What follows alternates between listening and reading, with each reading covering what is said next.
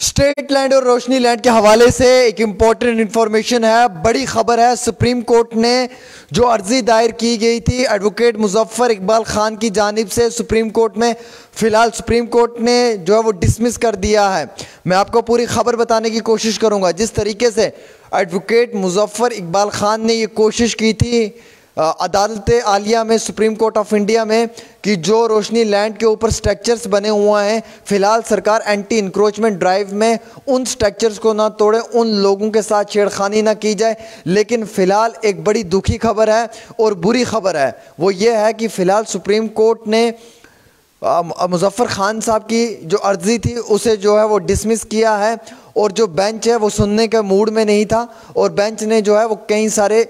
सवालिया निशान भी खड़े किए हैं। मैं आपको ये खबर बताने की कोशिश करूंगा कि राजौरी से 5 लोग थे, जिसमें कि अकबर रशीद और उनके साथ 5 लोग, कुल मिला के ये 6 लोग हैं। ये दुदासन राजौरी के रहने वाले हैं। जो सर्कुलर इशू किया गया था जनवरी 9 को, और जिसमें ये बताया गया था कि 31 जनवरी तक रोशनी लैंड, काचराई लैंड और स्टेट लैंड पे जितनी भी प्रॉपर्टीज़ हैं उन सब को रिमूव किया जाए। इसी सब चीज़ को मद्देनज़र रखते हुए इन 6 लोगों ने जो है वो अपनी पटिशन सुप्रीम कोर्ट में दायर की थी और एडवोकेट मुजफ्फर खान साहब वहाँ पर रिप्रेजेंट कर रहे थे। आज मुजफ्फर खान साहब ने जब सुप्रीम कोर्ट में 31 जनवरी को एक बारी फिर से बहस हुई और वहाँ पर जब वो सुप्रीम कोर्ट में पहुँचे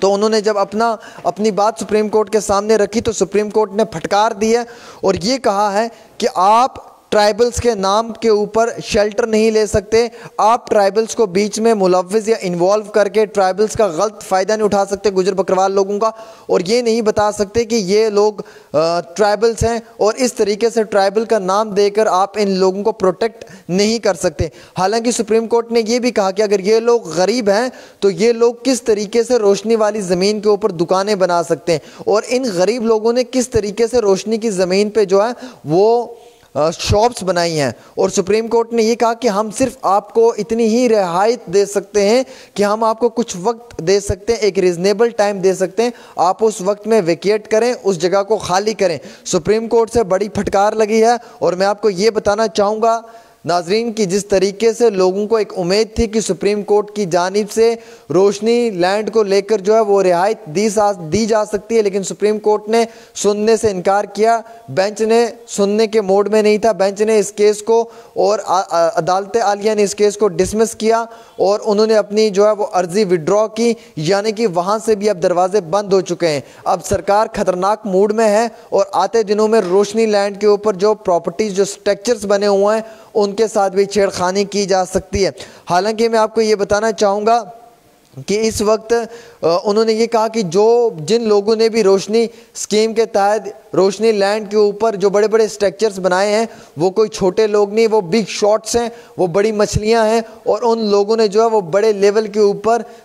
इसका गलत फ़ायदा उठाया है और कार्रवाई उन लोगों के ख़िलाफ़ हो सकती है। हालांकि सुप्रीम कोर्ट ने यह भी कहा कि अगर मैं इन लोगों को प्रोटेक्ट करूं तो इनकी वजह से एंटायर J&K के इंक्रोचमेंट पे इफ़ेक्ट पड़ेगा और इसलिए मैं इन लोगों को भी प्रोटेक्ट नहीं कर सकता। यानी कि उन लोगों के पास एक उम्मीद थी कि शायद सुप्रीम कोर्ट से उन्हें जो है वो वक्ती तो रियायत मिलेगी, लेकिन दुख की खबर है, मुश्किलात में इजाफा और जम्मू कश्मीर के लोगों के लिए बुरे दिनों की शुरुआत। मैं आपको ये कहना चाहूँगा, रोशनी लैंड को लेकर एक उम्मीद थी कि सुप्रीम कोर्ट का दरवाज़ा नॉक किया है, शायद सुप्रीम कोर्ट की जानिब से कोई बेहतरीन फैसला सुनाया जाएगा या सुप्रीम कोर्ट जम्मू कश्मीर के लोगों के हक और अधिकार की बात करेगा। लेकिन सुप्रीम कोर्ट ने भी ये आज क्या डाला क्लियर कि वो इस चीज़ को सुनने के लिए राज़ी नहीं है और जो बेंच है, जिस बेंच को वहाँ पे तैनात किया हुआ था, उस बेंच ने सुनने के लिए इनकार किया। वो बिल्कुल भी मूड में नहीं थे और मुजफ्फर खान साहब को ये महसूस हुआ कि मुझे यहाँ पे अपनी अर्ज़ी जो है वो विड्रॉ करनी चाहिए और उन्होंने विड्रॉ कर दी और उनकी जानिब से, सुप्रीम कोर्ट की जानिब से जो है वो फ़िलहाल के तौर के ऊपर डिसमिस कर दिया है। और जितने भी स्ट्रक्चर्स जो रोशनी लैंड पे बने हुए हैं, जो बड़े बड़े मगरमच्छ हैं, जो बिग शॉट्स हैं, उनके ख़िलाफ़ कार्रवाई अब शुरू हो सकती है कुछ दिनों में और उनकी भी ज़मीनों के ऊपर जो है वो बुलडोज़र चल सकता है सरकार की जानिब से। हालांकि कई सारी ऐसी ज़मीनों पे ऑलरेडी सरकार ने बुलडोज़र चला दिया है। अब यहाँ पे गरीब लोगों के लिए क्या रियायत है वो मैं बताना चाहूँगा। सरकार बार बार ये कह रही है, LG इंतज़ामिया ये बार बार कह रहे हैं कि 2, 5, 10 मरले के ऊपर जिन लोगों ने गरीब लोगों ने घर बनाए हुए हैं रहने के लिए, रिहाइश गाह है उनकी, रेजिडेंशियल अकोमोडेशन है उनकी, उसके साथ छेड़खानी नहीं की जाएगी। लेकिन जो कमर्शियल प्रॉपर्टीज़ हैं, जो कमर्शियल पर्पज़ के लिए इस्तेमाल होती हैं, जिनमें दुकानें हैं, जिनमें कार वॉश हैं, जिनमें और भी प्रॉपर्टीज़ के साथ साथ रेंट पे दी जा रही हैं, उन पे सख्त कार्रवाई की जाएगी। और सबसे पहले उन लोगों पे कार्रवाई की जाएगी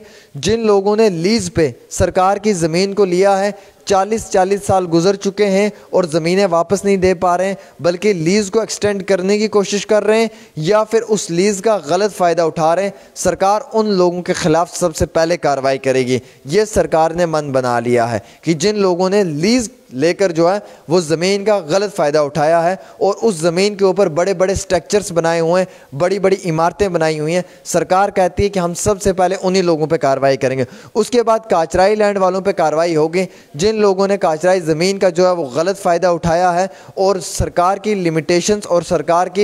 की जो बताई हुई गाइडलाइंस है उनको वायलेट किया है, उन पे भी सख्त कार्रवाई होगी। उसके बाद स्टेट लैंड में जिन लोगों ने घर बनाए हुए हैं या स्टेट लैंड में घर के साथ साथ जिन लोगों ने बड़े बड़े कमर्शियल हब्स बनाए हुए हैं, बड़ी बड़ी इमारतें बनाई हुई हैं, बैंक्वेट्स हॉल बनाए हुए हैं और उसके साथ साथ बड़े शॉपिंग मॉल या कुछ बड़े होटलियर्स या बड़ी बड़ी जो इंडस्ट्रीज़ बनाई हुई हैं, उन लोगों पे भी जो है वो पीला पंजा बुलडोज़र चल सकता है। ये भी सरकार का मानना है। उसके बाद जो वो रोशनी लैंड वाले हैं, क्योंकि रोशनी लैंड को भी लेकर जिन लोगों ने कमर्शियल यूज़ किया है और बड़ी बड़ी इमारतें बनाई हुई हैं और जिस तरीके से रोशनी लैंड के कानून का गलत इस्तेमाल किया है, उन लोगों पर भी कार्रवाई हो सकती है। अब यहाँ पर छूट किसको है, यानी कि इंसाफ किसको मिल सकता है? फ़िलहाल एज़ पर इनिशियल रिपोर्ट्स ये बताया जा रहा है कि जिन लोगों के पास 2 से 5 मरले जगह है या 2 से 10 मरले जगह है और उन लोगों ने अपनी रिहाइश गाह के लिए 2, 4, 5 कमरे बनाए हुए हैं, शायद उन लोगों को जो है वो सरकार रियायत दे सकती है और उन लोगों के घरों के साथ छेड़खानी नहीं की जा सकती है, ना ही उन पर बुलडोज़र चलाया जा सकता है, ऐसा सरकार का कहना और मानना है। लेकिन वादी कश्मीर में शोपियान, कुलगाम, बांडीपुरा, अनंतनाग के अंदर हमें ये तस्वीरें दिखाई दी हैं कि जहाँ पर गरीब लोगों ने 5-10 मरले की जगह पे घर बनाया था, उन घरों को जो है वो बिल्कुल भी तोड़ ताड़ की जा रही है, उनके खिलाफ जो है वो सख्त कार्रवाई की जा रही है। तो इस तरीके से अब एलजी इंतज़ामिया ने जो ऑर्डर या जो स्टेटमेंट जारी किया, ऑर्डर तो नहीं स्टेटमेंट जारी किया, उस स्टेटमेंट को लेकर लोगों का ये कहना है कि उन्हें वाइट पेपर में वाइट एंड ब्लैक में जो है वो उन्हें डॉक्यूमेंट्स दिए जाएँ। एलजी साहब एक ऑर्डर जारी करें अपने आला हुकाम एडमिनिस्ट्रेशन को मद्देनज़र रखते हुए और एलजी इंतज़ामिया ये ऑर्डर जारी करें कि जो 2, 4, 10 मरले में एक कनाल में गरीब लोगों ने रिहाइश के लिए घर बनाया है, उन लोगों को जो है वो वक्ती तौर इमदाद और मदद मिलनी चाहिए। ये एलजी इंतज़ामिया का एक बहुत बड़ी जो है वो वक्ती तौर एलजी इंतज़ामिया से आम शहरियों की अपील और डिमांड है और आम शहरियों की ये रिक्वेस्ट भी है। तो फ़िलहाल सुप्रीम कोर्ट के दरवाजे भी बंद हो चुके हैं जम्मू कश्मीर के लोगों के लिए और वहाँ से भी फटकार लगी है और अब जो इविक्शन प्रोसेस या जो demolition drive, anti encroachment drive सरकार ने जो शुरू की हुई है, इसमें अब रोशनी लैंड वालों के भी खैर नहीं है, उनके खिलाफ भी सख्त से सख्त कार्रवाई होने जा रही है। फ़िलहाल एक छोटी सी पेशकश डेली तस्कीन पे आमिर सुहेल के साथ।